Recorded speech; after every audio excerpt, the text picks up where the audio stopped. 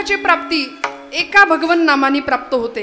म्हणून माऊली सांगतात, तरी झडझडोनी महिला निग ये भक्तीची वाटे लाग, तई पाविसी अव्यंग निजधाम माझे. मला प्राप्त करायचं असेल ना तर माझ्या नामचिंतनात राहा, सगळी सुख प्राप्त होतील. पण आम्ही नको त्याला पकडतोय आणि पाहिजे त्याला सोडून देतोय. एका राजाने एक माकड पाळलं होतं बरं का. आपण जागे आहेत ना सगळे. माकड पाळलं. पंचतंत्र नावाच्या कथा असायच्या पूर्वीच्या काळात. मी म्हटलं ना आता त्या गोष्टी सुद्धा नाहीत. कधीतरी आपल्या पोरांना श्यामची आई द्यावं वाचायला. अहो, ज्या मनाला घाण लागू नये असा विचार आईनी प्रत्येक वेळी आपल्या लेकराला शिकवला होता. साने गुरुजी सांगतात ना आठवण श्यामच्या आईमध्ये, आंघोळ करून मी आलो आणि माझ्या पायाला घाण लागू नये म्हणून आईला सांगितलं, आई तुझा ओचा, तुझा पदर पसर, माझ्या पायाला घाण लागेल, माती लागेल. आईनी सांगावं, श्याम पायाला घाण लागू नये म्हणून जेवढा जपतोस ना तेवढा मनाला घाण लागू नये म्हणून जप हो. आणि आत्ता सध्या आमची परिस्थिती अशी आहे की आमची मनं इतकी नष्ट, भ्रष्ट आणि कुलिष्ठ झाली आहेत. सगळीकडे धावतात पण इथं येत नाही, इथं येत नाही. 3-4 दिवसापूर्वीचा प्रसंग बदलापूरचा की ज्यांनी सगळं महाराष्ट्र हादरलंय. पुण्यामध्ये पडसाद उमटलेत. इतक्या विकृत अवस्थेला मानसिकता जाऊ शकते याचं एकमेव कारण आहे की आयुष्याला संस्कारांचा स्पर्शच नाही. धर्म देश देव या प्रतीचं काहीच सद्भावना नाही. म्हणून घराघरामध्ये संतांचं वाङ्मय असणं किती गरजेचं आहे थोडासा विचार करूया आपण. नको त्या गोष्टींच्या आहारी आम्ही जातो ना. आमच्या तरुण बांधवांना बऱ्याचदा असं वाटतं, मी सांगते की आम्ही रस्त्याने गाडी प्रचंड मोठ्या प्रमाणात रेस करतात आमची पोरं. त्यांना असं वाटतं मी खूप डॅशिंग किंवा हिरो वगैरे दिसतो, हँडसम दिसतो. खरं सांगू का, तुम्ही हँडसम नाही, तुम्ही मूर्ख दिसता. कारण 9 महिने 9 मास पोटामध्ये तुम्हाला वाढवायचं, सांभाळायचं, 25 वर्षापर्यंत मोठं करायचं आणि एका सेकंदात होत्याचं नव्हतं होऊन तुम्ही तुमच्या आईवडिलांसमोर येता. किती काळजाला पीळ पडत असेल एका मातेच्या. मी माझ्या तरुण भावंडांना नेहमीच सांगते की अरे तुम्हाला जर जिगर तुमची दाखवायचीच आहे ना, तुम्हाला तुमचा धाडस आणि काही तो डॅशिंगपणा दाखवायचाच आहे ना, तर ऑलिम्पिकमध्ये जा, तिथे भालाफेक करा. आमची मनू भाकर यंदाची कुस्तीपटू विजेती सगळं श्रेय भगवद्गीतेला देते. ती म्हणते भगवद्गीतेमुळे मला विजय मिळाला आणि सगळी मिळालेली मेडल मी भगवद्गीतेला अर्पण करते. विठ्ठल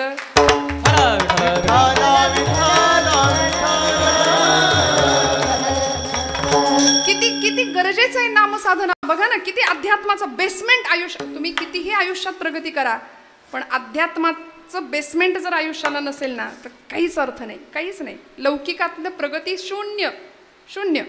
मी दृष्टांत सांगत होते. एका राजाने माकड पाळलं. पंचतंत्र नावाच्या कथेमधली आलेली कथा आहे जुनी. त्या राजाने माकड पाळलं आणि त्याची परीक्षा घ्यायला तो जंगलात गेला. प्रधान होता आणि एका झाडाच्या ढोलीमध्ये, छोटंसं असं झाडाच्या ढोलीमध्ये एक मुठभर फुटाणे टाकले. चणे, फुटाणे, हरभरे आपल्याला माहिती आहे. ते माकड धावत गेलं आणि त्यांनी डोलीत हात घातला आणि ते फुटाणे मूठ भरून हातात पकडले, घेतले. आता तो डोलीचा आकार लहान होता. झालं असं की मूठ भरल्यामुळे फुटाण्यांनी आकार वाढल्यामुळे तो डोलीतनं बाहेर यायला तयार नाही हात. तो खूप धडपड करत होता पण हात काही केल्या बाहेर येईना. बरं, मूठ सोडावी तर फुटाणे जातील, सोडायला तयार नाही. येणे तुटती बंधने. आम्ही सोडणं शिकलो पाहिजे, सोटायला तयार नाही. प्रपंच सुटतो का हो आम्हाला? मला खरं सांगा, प्रपंचात सुख आहे का? नाही म्हणताय. तरी सुद्धा सुटतो का? नाही. किती गंमत आहे बघा. त्यांनी फुटाणे, पण हे माकडाचं सांगते बरं का मी, त्यांनी फुटाणे हातामध्ये धरले, तो सोडायला तयार नाही. मग आता प्रधानाने एक गंमत केली. त्यांनी काय केलं, एक मोठं पेढ्यांचं ताट भरून असं त्या माकडाच्या समोर खाली ठेवलं. ते माकड पेढ्यांकडे बघतंय, म्हणजे त्याला पेढे पण पाहिजेत पण फुटाणे सोडायचे नाहीत. साधी गोष्ट होती. फुटाणे सुटले, हात बाहेर निघाला, पेढे मिळतील. पेढे पण पाहिजेत पण फुटाणे सोडू शकत नाही किंवा ती वृत्ती नाही. मला सांगायचं हेच की आम्ही अत्यंत श्रेष्ठ प्रतीचा सुख नाकारायला तयार आहे शूद्र असलेल्या प्रापंचिक सुखासाठी. विठ्ठल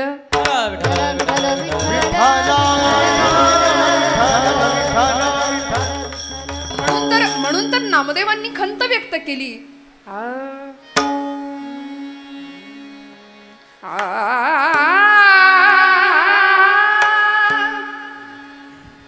अमृताहुनी गोड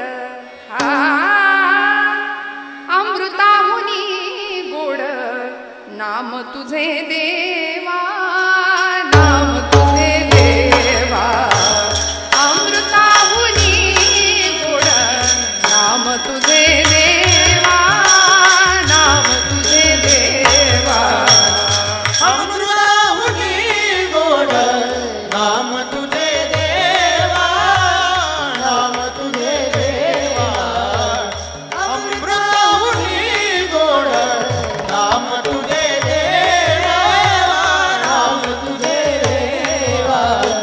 मन माझे केशवा, मन माझे केशवा, काबाना घे, काबाना घे, अमृताहुनी गोड, अमृताहुनी गोड नाम तुझे देवा, नाम तुझे देवा.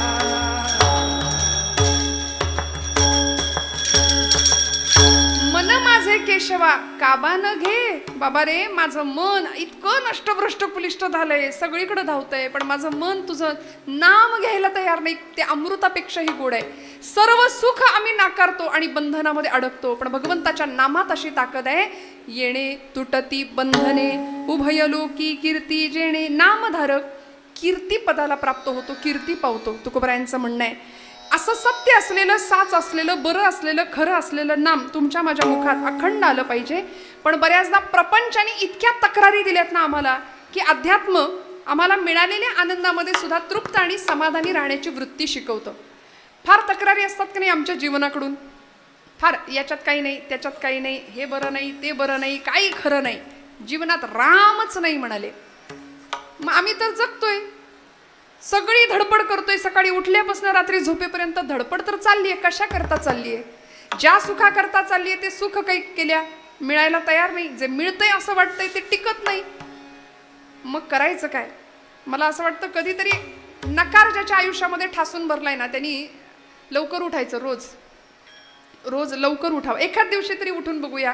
कारण आमची जुनी मंडळी ब्रह्ममुहूर्त माहिती होता त्यांना, आता आम्हाला माहिती नाही. तो रामप्रहर माहिती नाही. आम्ही सगळे सूर्यवंशी आता, आणि बऱ्यापैकी कीर्तनकार हा तर निशाचर प्राण्यामध्येच मोडतो. विठ्ठल विठ्ठल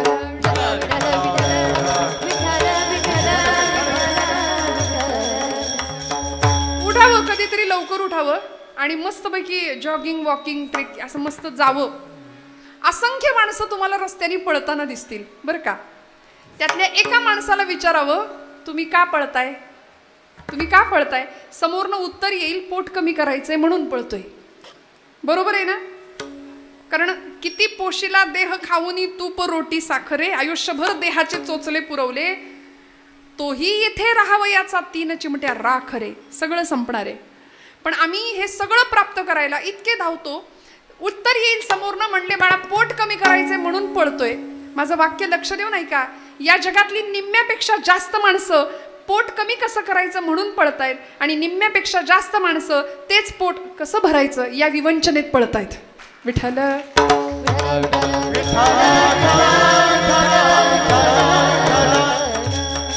खूप मोठी तफावत आहे. मग कधीतरी स्वतःकडे बघायचं की अरे देवाने मला काय कमी दिलंय.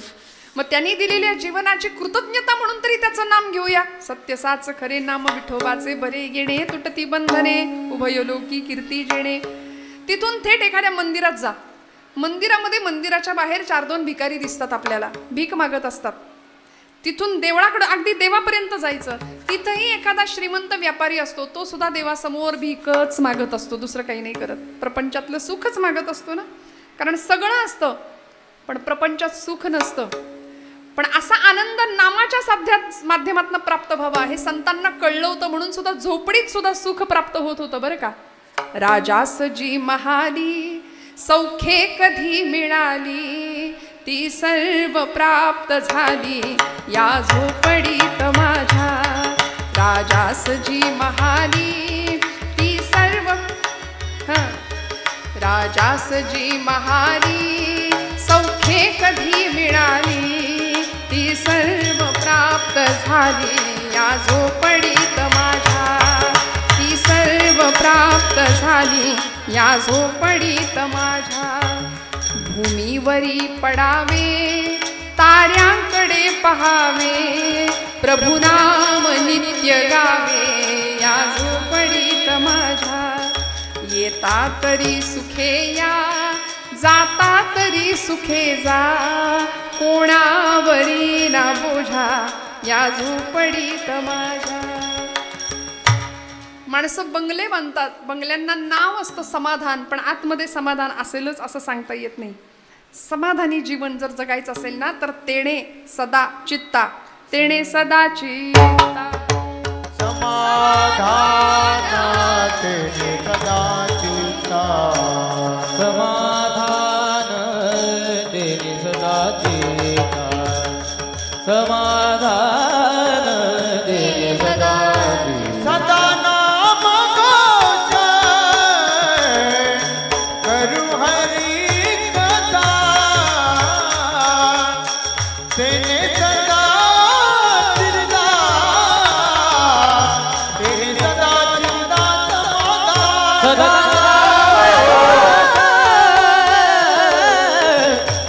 करू हरी कथा, तेणे सदा चित्ता, समाधान समाधान. सगळं असतं घरामध्ये. सध्या सगळं अटॅचचा जमाना आहे. टॉयलेट बाथरूम अटॅच पाहिजे, सगळ्या रूम अटॅच पाहिजेत, पण माणसं डिटॅच झाली आहेत एकमेकांपासून, लांब जात आहे. मग समाधानाची श्रीमंती जर प्राप्त व्हायची असेल तर सदा नाम घोष करू हरिकथा, तेणे सदा चित्ता समाधान. लाभ काय? येणे तुटती बंधने. अहो, हिंदवी स्वराज्य संस्थापक छत्रपती शिवप्रभू सगळं होतं.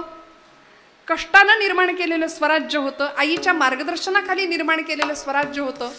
32 मण सोन्याच्या सिंहासनावर बसले, पण तरी सुद्धा जगदंब जगदंब अखंड नामस्मरण असायचं.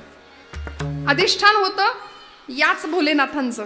आपण ज्यांना खांडेश्वर म्हणून आपण समोर अधिष्ठान ठेवले, हेच भोलेनाथ. यांच्या समोरच शपथ घेतली होती स्वराज्याची. धारोषण रक्ताचा अभिषेक केला होता आणि त्याच शंभू महादेवाला सांगितलं होतं की तुझ्या नशिबात विष प्राशन करणं आलं. समुद्र मंथनातून निघालेलं विष तू प्राशन केलं, सगळ्यांना संजीवन दिलंस. आता आम्ही सुद्धा विष प्राशन करणार आहे, देवा ताकद दे. म्हणून सैन्याचा जागर सुद्धा हर हर महादेव हाच ठरला की नाही. प्रार्थना करावी आई जगदंबेला, प्रार्थना करावी शंभू महादेवाला. 150 मावळ्यांचं रक्त ज्यावेळी पिंडीवर सांडतं त्यावेळी छत्रपती शिवप्रभू शंभू महादेवाला सांगतात, हा पहिला आणि शेवटचा आमच्या रक्ताचा अभिषेक. इथून पुढे शत्रूचं रक्त तुझ्यावर सांडेल. विठ्ठल विठ्ठल विठ्ठल विठ्ठल विठ्ठल. कारण लहानपणापासून भक्ती आणि शक्तीचा सुरेख संगम जिजामातोश्रींनी ज्या बाळाच्या अगदी गर्भात असताना रक्तापासूनच पेरला होता.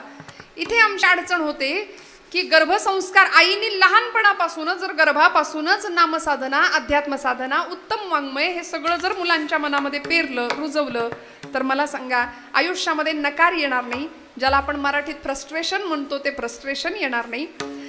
सगळी वस्त्र चढवून बसलोय आम्ही अंगावरती, अहंकाराची, मद मोह माया मत्सराची.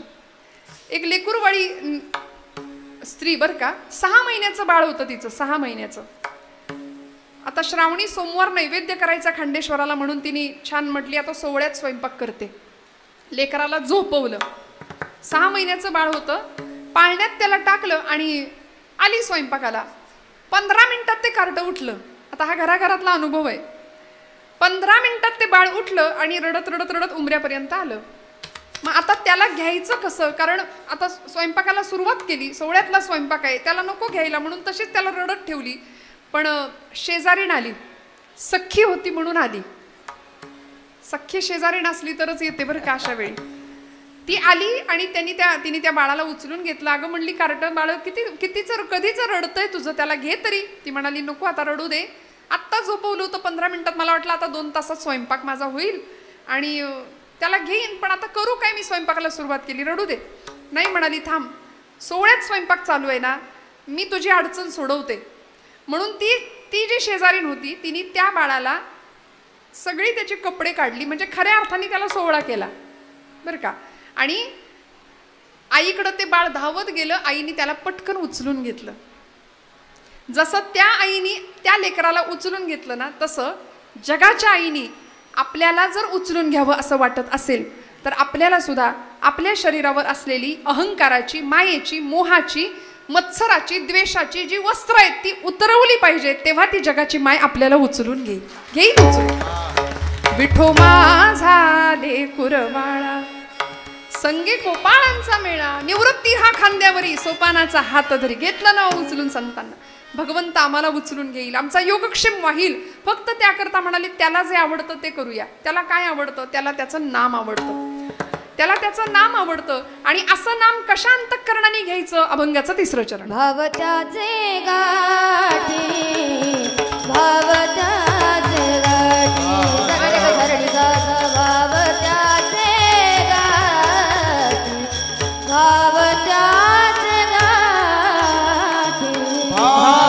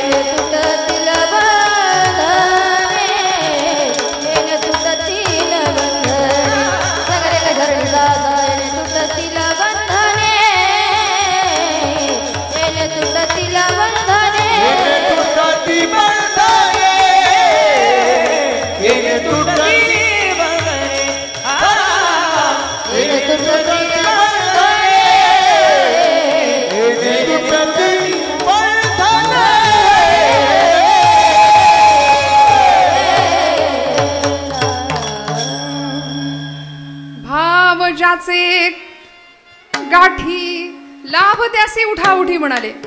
आता हे नाम कसं घ्यायचं? भावानी घ्यायचं. जोरदार टाळ्या वाजवा ताईसाठी. हे असं छान मनापासून आणि एकदम ताकदीने गाणं आहे बरं का. म्हणून मुद्दाम जास्त कौतुक करते. महाराज मंडळी तर आहेतच, तिथं काय महाराष्ट्रातली रत्न आहेत ही सगळी एकापेक्षा एक. पण मला असा कायम अभिमान वाटतो की आमच्या मुलींबद्दल, महिलांबद्दल, की सगळ्या क्षेत्रात. मग इथे का नाही? इथं असलं पाहिजे, इथे असलं पाहिजे. भाव ज्याचे गाठी लाभ त्यासी, त्यासी लाभ उठा उठी. सगळ्या लाभाची प्राप्तता होते. काय भाव होतो? त्या गवळणींनी माठ घ्यावेत डोक्यावरती दुधादयाचे आणि गोकुळाहून त्या मथुरेला जाताना गोविंद घ्या दामोदर घ्या, गोविंद घ्या दामोदर घ्या असं म्हणावं. दही घ्या दूध घ्यापेक्षा. दुडीवर दुडी गवळणी साथी निघाल्या, गोरस घ्यायसे म्हणू विसरल्या.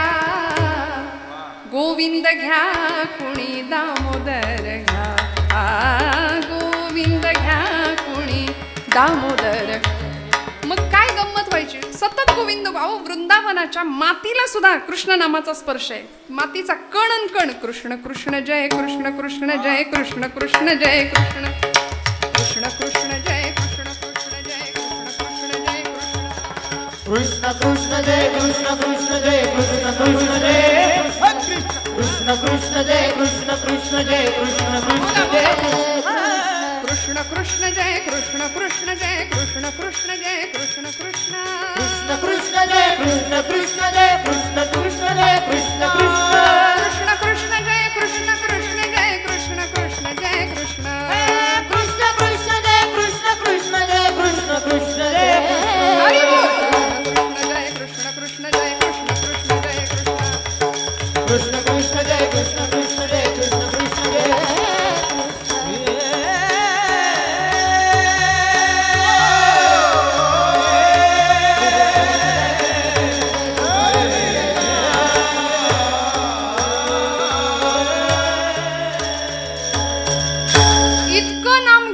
इतकं नाम घ्यावं गोकुळच्या मातीला सुद्धा कृष्ण नामाचा स्पर्श असं वर्णन केले अर्जुनाच्या रोमारोमातून त्याच्या केसातनं कृष्ण नामाचा ध्वनी ऐकायला यायचा इतकं नाम आमच्या चोखोबरायांच्या अस्थी हाडं सुद्धा विठ्ठल विठ्ठल बोलत होती म्हणून तर समाधी बांधताना नामदेव महाराज म्हणले जी अस्थी विठ्ठल बोलेल ना ती उचलून आणा आमच्या जनाबाईच्या शेण्या सुद्धा विठ्ठल विठ्ठल म्हणायला लागल्या जनाबाईचं जातं सुद्धा विठ्ठल विठ्ठल बोलायला लागलं असा नामाचा प्रताप नामाचा महिमा त्या गवळणींनी कधीतरी गोविंदाला भगवंताला प्रश्न पडायचा की या गवळणींना जर कुणी म्हणालं की 1 किलो गोविंद दे बाई 1 किलो दामोदर दे तर या काय करतील बिचाऱ्या असा देवाला प्रश्न पडावा म्हणून देवानी वर्णन आहे दूध रूपानी अवतार घ्यावा क्षीरावतार असं म्हटलंय त्याला क्षीर म्हणजे दूध दुडी या माझारी कान्हा झाला भारी त्या घटामध्ये भगवंत दूध रूपाने स्थित व्हायचा गोरस ओसंडोनी सांडे बाहेरी गोविंद घ्या कोणी दामोदर घ्या गोविंद घ्या कोणी दामोदर मग एखाद्या गवळणीला विचारावं बाई ग काय केलंस नेमकं काय तू गोविंद आपलासा केला अगं तू म्हणलीस की गोविंदा एक पाय नाचिव रे बाबा तर तुझ्या त्या बोलण्यासाठी घोडभर ताकासाठी लोण्याच्या गोळ्यासाठी तो अनंत कोट ब्रह्मांडाचा नायक एका पायावर नाचून दाखवतो त्रिभंगी देहुडा वाजवित वेणू गोपिका रमणू स्वामी माझा नाचायला तयार होतो काय केलंस असं ती गवळण उत्तर देते कुणी म्हणे ही असेल चोरी कुणा वाटते असे उधारी मी केलं काय जन्मभरीच्या श्वासाई तुके मोजियले हरिनाम मोजियले हरिनाम विकत घेतला शा बाई मी विकत घेतला शा बाई मी विकत घेतला काय केलं जन्मभरीच्या श्वासा इतकं मोजियले हरिनाम इतकं नाम घेतलं सोहम श्वास घेतानाचा सूर सो आणि सोडताना हम प्रत्येक श्वासाला त्याला आठवलं परिणामी वेडा झाला भगवंत अशा गवळणींकरता रडायचा भगवंत अशा गवळणींकरता का कारण त्याला प्रिय असलेलं नाम गवळणी घेत होत्या विठोबा रखुमाई जय जय विठोबा जय जय विठोबा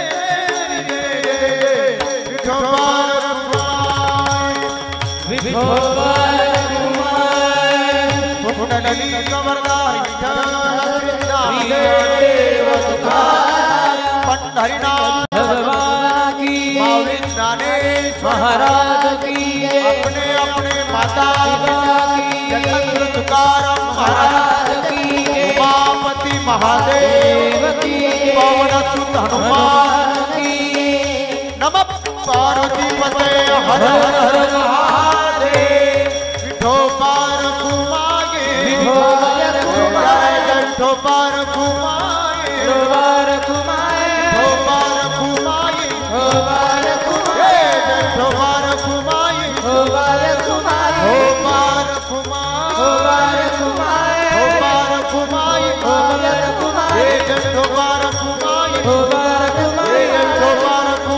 Bye.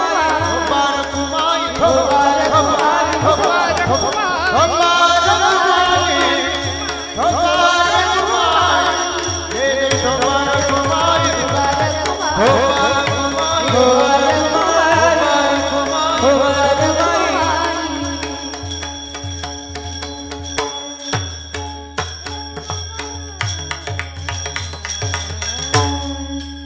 वा वा वा, या सगळ्या मंडळींसाठी टाळ्या वाजवा जोरदार.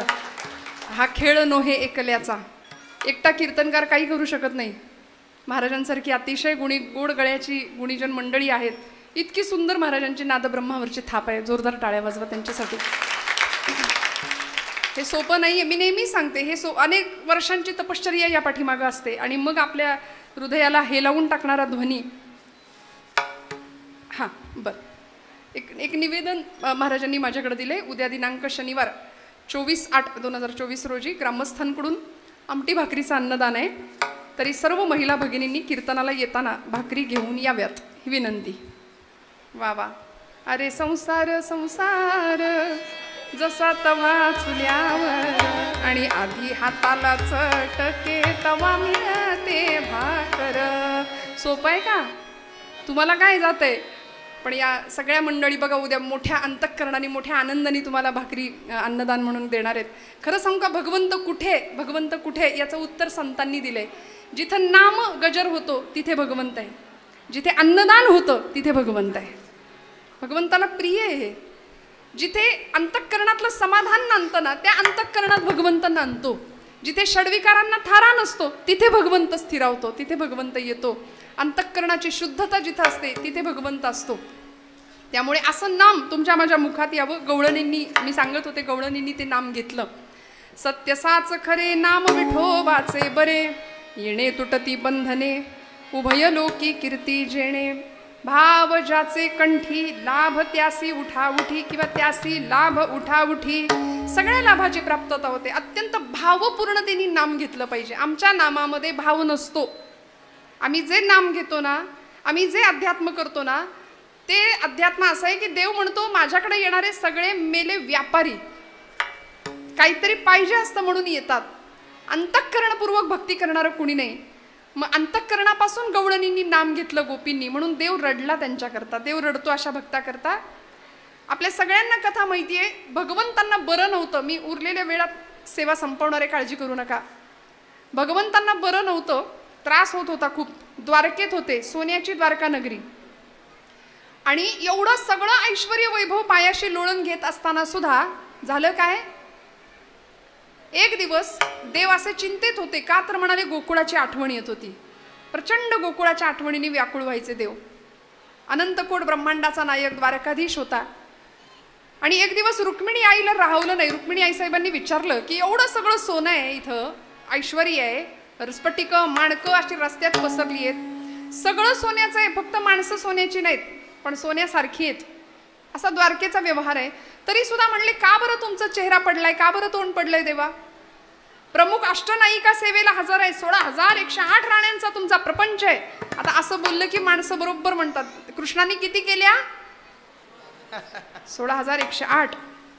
पण चुकून जर विचारलं कालच्या कीर्तनातला अभंग कुठला होता तर हे नाही सांगता येत आम्हाला पटकन.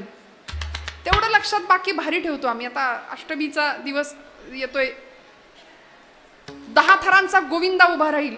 लाखो रुपयाची बक्षिसं वाटली जातील. भगवंतांच्या चारित्र्याबद्दल फार गप्पा केल्या जातात. बोलणारी म्हणतात अहो रामाबद्दल कृष्णाबद्दल बोलण्यासारखं भरपूर आहे, म्हणजे त्यांच्या विरोधात बोलण्यासारखं भरपूर आहे. तसं तर तुला सुद्धा नावं ठेवण्यासारखं तुझ्याही चरित्राबद्दल भरपूर असतं. पण बोलायचं का हा प्रश्न आहे. लाखो रुपयांची बक्षिसं वाटली जातात. पण अशा कितीतरी द्रौपदी आहेत की ज्यांना अंग झाकलं जाईल असं वस्त्र नाहीये जगामध्ये. अशी कितीपर्यंत आम्ही वस्त्र पोहोचवतो. आम्ही भगवंतांचे वारसदार म्हणवतो, भक्त म्हणवतो. काय चरित्र आहे देवाचं माझ्या. तुम्ही मला योगी म्हणा, तुम्ही मला भोगी म्हणा, मी कर्मयोगी आहे भगवंत म्हणतो. आणि असा गोपालकृष्ण गोकुळातल्या गवळणींसाठी रडत होता द्वारकेमध्ये आठवणीने. रुक्मिणी म्हणाली काय रडता देवा, सगळं तर आहे तुमच्या इथं आणि काय रडता, काय त्या गवळणींमध्ये आहे, सगळा तो बॅकवर्ड एरिया म्हणाली. काय त्या गवळणींमध्ये एवढं आहे, सारखं रडायचं त्यांच्या. आणि हे आवडलं नाही देवाला, आवडलं नाही. आपल्या मातृतुल्य गोपींना कुणीही नावं ठेवलेली देवाला चालत, भक्ताला चालत नाही. भक्ताला काही म्हटलेलं भगवंत 4 दिवस जाऊ दिले आणि प्रचंड फणफणलं तापानी शरीर देवाचं, प्रचंड फणफणलं. किती काळे उकळून दिल्या, मात्रा पाजल्या, औषधं पाजली, चांगल्या चांगल्या डॉक्टरला वैद्यांना दाखवलं, पण गुण काही यायला तयार नाही देवांना. शेवटी रुक्मिणी आईसाहेब म्हणाल्या, तुम्ही सांगा ना याच्यावर काही औषध असेल तर. भगवंत म्हणाले, याच्यावर औषध नाही रुक्मिणी, बहुतेक आता हे दुखणं मला घेऊन जाणार आहे. आता नटधारी होता, नटनायक होता, मला हे दुखणं घेऊन जाणार आहे. नाही देवा, काहीतरी औषध सांगा. नाही म्हणाले रुक्मिणी, मी याच्यात आता संपणार. आणि असं करता करता झालं असं, एवढा विक्षेप काय खरं, संपवायचंय का? विठ्ठल विठ्ठल विठ्ठल विठ्ठल विठ्ठल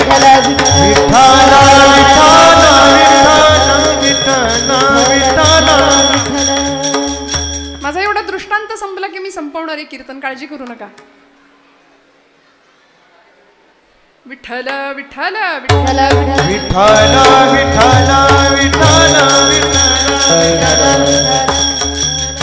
आपल्याकडे म्हण आहे, भजनाला 8 आणि भोजनाला 60. त्यामुळे आधी पोटोबा समोर काही नाही चालत, नाही का, सगळं तर त्याच्याकरताच आहे. असो, माझा दृष्टांत पूर्ण करते मी पटकन. झालं असं की या सगळ्या गवळणी भगवंतांची आठवण काढतायत, रडतायत. भगवंत इकडे रडतायत. भगवंत म्हणाले, ज्या व्यक्तीचं माझ्यावर खरं प्रेम आहे त्या व्यक्तीच्या पायाची धूळ माझ्या अंगाला लावली की माझा रोग बरा होणार आहे. ज्या व्यक्तीची खरी भक्ती आहे त्या व्यक्तीच्या पायाची धूळ माझ्या अंगाला लावायची, माझा ताप संपणार आहे. देवर्षी नारदांना पाठवलं. आणि नारद म्हणजे साधं सुधं काम नव्हतं. नरस्य धर्मो नारहा तद्ददाती इति नारद, आमच्या गादीचे मालक आहेत ते. हां, म्हणून आम्ही चुकून कधीतरी म्हणतो, ज्यांनी कळ लावली ना त्याच्याबद्दल बोलताना आपण म्हणतो कळीचा. तसं बोलू नये बरं का, अजिबात तसं बोलू नका. कारण देवर्षींनी जिथे जिथे कळ लावली तिथे तिथे त्या त्या परिस्थितीविषयी त्यांच्या मनात कळकळ होती. राक्षसांचंही कल्याण झालं, देवांचंही कल्याण झालं, समाजाचं, धर्माचं, सगळ्याचं कल्याण संतांमुळे होतं. देवर्षी नारद गेले, सगळीकडे शोधलं, कोणी पायधूळ द्यायला तयार नाही. शेवटी गोकुळात गेले आणि प्रत्येक गोपींनी सांगावं की देवर्षी काय झालंय नेमकं आमच्या कृष्णाला. म्हणाले, ताप आलाय, प्रचंड फणफणलंय अंग. हो का? प्रत्येक गवळणीनं अशा कच कच कच धुळीत आपले पाय नाचवावेत, पाट्या पाट्या भरून नारदांच्या समोर ठेवाव्यात. आणि प्रत्येक गवळण सांगत होती, जिथं खरं भक्तीचं प्रेम आहे, जिथे खरं नामप्रेम आहे, तिथे स्वर्ग आणि नरक या भावनेचा स्पर्श होत नाही. आम्ही आमच्या पायाची धूळ लावून देवाला लावण्यामुळे आम्ही नरकात कुजून संपलो तरी चालेल. या पाठीमध्ये जितके धुळीचे कण आहेत तितके दिवस, तितकी जन्म, तितकी वर्ष नव्हे तितकी युग आम्ही नरकात कुजून संपलो तरी चालेल, पण आमचा कृष्ण बरा झाला पाहिजे, आमचा कृष्ण बरा झाला पाहिजे. म्हणून पाट्या पाट्या भरून नारदांच्या समोर ठेवल्या. नारदांनी पाटी उचलावी आणि आपल्याच अंगावर ओतून घ्यावी.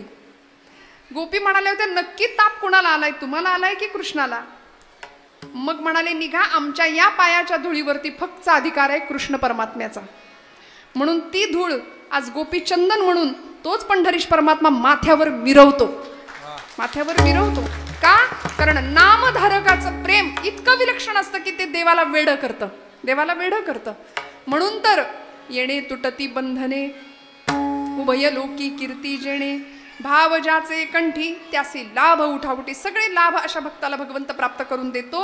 आणखी काय लाभ होतो? सगळ्यात मोठा काळ सुद्धा घाबरतो. शेवटचं चरण, तुका मने भोळा, तुका मने भोळा, हो, तुका मने भोळा, तुका मने भोळा, तुका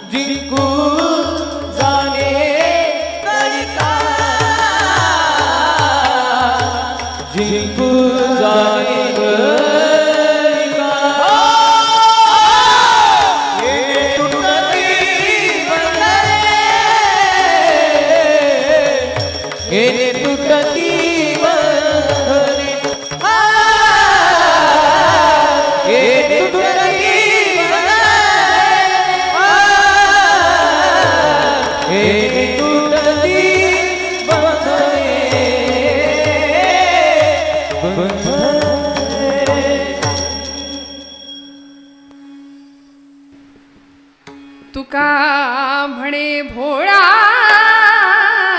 जिंकू जाणे कळी काळा येणे तुटती बंधने उभयलोकी कीर्ती जेणे.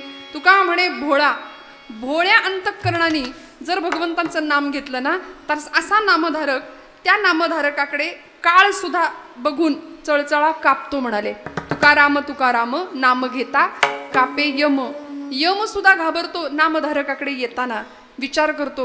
अनेक कथा आहेत आपल्याला पुराणामध्ये, महाभारतामध्ये, रामायणामध्ये या संदर्भातल्या. त्यामुळे असं नाम आमच्या मुखात यावं. शिवनाम मुखामध्ये जेव्हा असतं ना त्यावेळी काळ घाबरतो. आपण खांडेश्वरांच्या समोर आहोत. शिवस्तुती आपल्या सगळ्यांना माहिती आहे. त्यातला पहिला श्लोक आहे, कैलास राणा शिवचंद्र मौळी फणींद्र माथा भ्रुकुटी जळाळी. हा श्लोक सगळ्यांना माहिती आहे. त्याच्या शेवटचा श्लोक आहे, शास्त्राभ्यास नको, श्रुती पढू नको, तीर्थासी जाऊ नको, योगाभ्यास नको, व्रते मख नको, तीर्थे तपेती नको, काळाचे भय मानसी धरू नको, दुष्टासी शंकू नको, ज्याची या स्मरणे पतित तरती तो शंभू सोडू नको. असा शेवटचा श्लोक आहे. परवा एका कीर्तनात मी हा श्लोक म्हटले आणि एक गृहस्थ मला येऊन भेटले. म्हणाले, ताई तो श्लोक लिहून देता का? म्हटलं कुठला?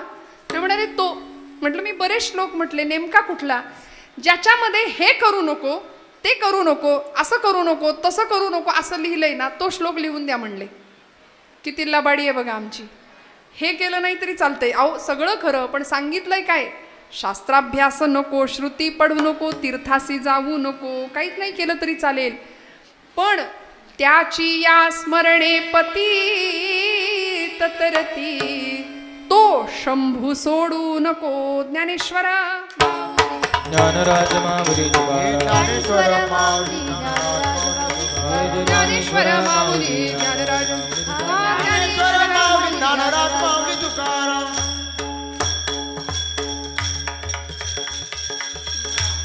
सत्य साच खरे नाम विठोबाचे बरे. आज प्रथम दिवसाच्या या कीर्तन सोहळ्यासाठी संतश्रेष्ठ जगद्गुरु तुकोबारायांचा नामपर प्रकरणातला नाम महात्म्य सांगणारा सर्वपरिचित असलेला अभंग, त्या अभंगावर यथाशक्ती यथामती निरूपण करण्याचा प्रयत्न केला.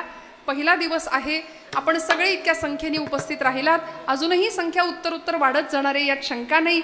सर्व देवस्थानचे पदाधिकारी, सर्व संयोजक, आयोजक, ट्रस्टी, परमादरणीय गुंजाळ काका असतील.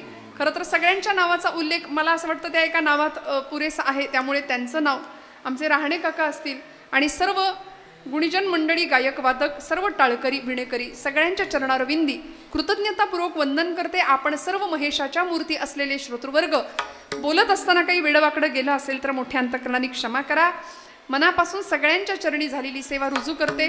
भगवान भोलेनाथ खंडेश्वरांच्या चरणी ही सेवा समर्पित करते आणि आजच्या प्रथम दिवसाच्या कीर्तनाच्या सेवेला निरोप देते.